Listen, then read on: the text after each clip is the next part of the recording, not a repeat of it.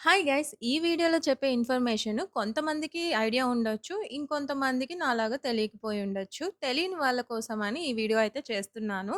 మేము రీసెంట్‌గా పెళ్ళికి చేసిన షాపింగ్ అంతా పార్సెల్ చేసి నెల్లూరుకి పంపిద్దామనైతే అనుకున్నాము.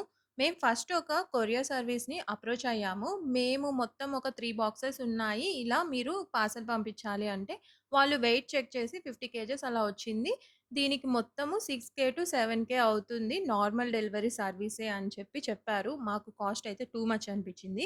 ఇలా కాదు వేరే సర్వీస్ ట్రై చేద్దామని డీటీడీసీ వాళ్ళనైతే అప్రోచ్ అయ్యాము. ఇక్కడ నార్మల్ డెలివరీ సర్వీస్ రూ. 150 పర్ కేజీ చెప్పారు. 30 కేజెస్ అబోవ్ అయితే రూ. 90 పర్ కేజీ. అదే 50 కేజెస్ పైనయితే ఇంకా ఎన్ని కేజెస్ అయినా గానీ రూ. 50 పర్ కేజీ అన్నారు.